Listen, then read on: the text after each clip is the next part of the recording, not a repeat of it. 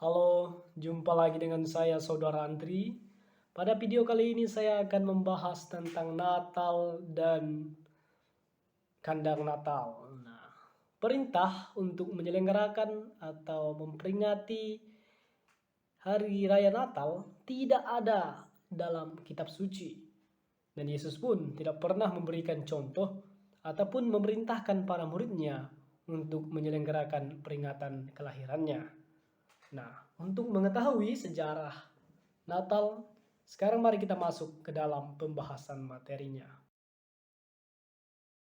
Baik, sekarang kita melihat bagian yang pertama, yaitu sejarah Natal.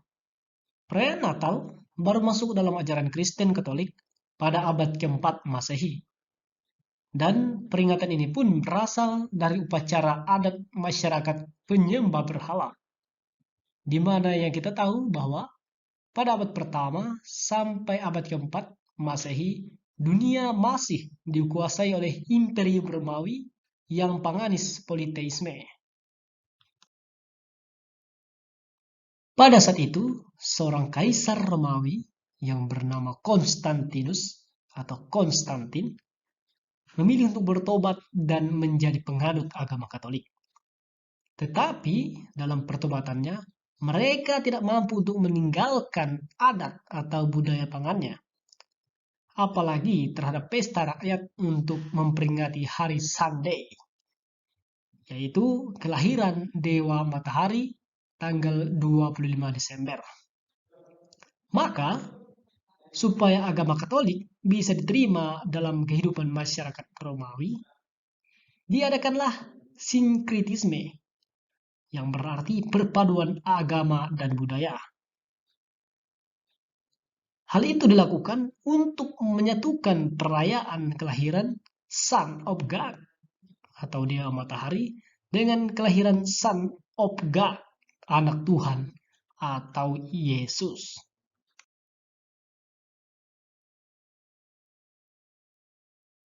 Sesudah pertobatan Kaisar Konstantin yang memilih untuk memeluk agama Katolik pada abad keempat Masehi, rakyat pun beramai-ramai untuk memeluk agama Katolik juga. Dan hal ini merupakan prestasi gemilang, yaitu hasil dari proses sinkretisme Kristen oleh Kaisar Konstantin dengan agama paganisme politeisme nenek moyang. Maka pada konsili tahun 325, Kaisar Konstantinus memutuskan dan menetapkan tanggal 25 Desember sebagai hari kelahiran Yesus.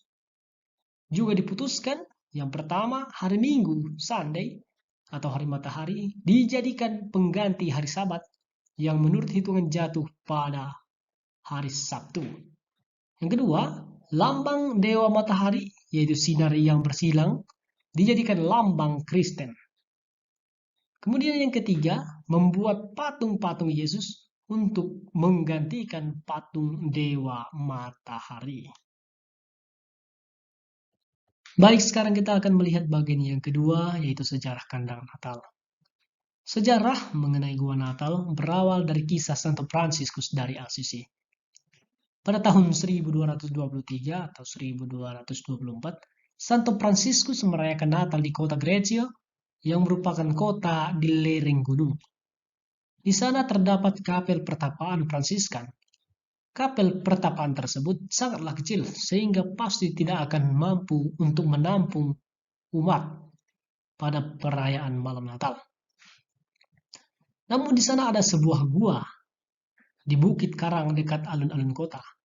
Di gua itu akan dimanfaatkan untuk didirikan altar agar mampu menampung umat lebih banyak. Untuk menciptakan suasana perayaan Natal yang khidmat, Santo Fransiskus pada saat itu meminta izin kepada pemimpin tertinggi wilayah itu, yaitu Bapak Uskup, untuk mengadakan Natal di sana. Dan izin pun diberikan kepada Fransiskus.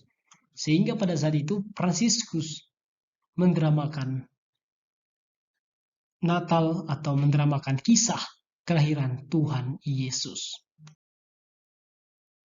Santo Fransiskus kemudian mengumpulkan orang-orang untuk membantunya menata gua tadi, supaya layak digunakan untuk perayaan Natal.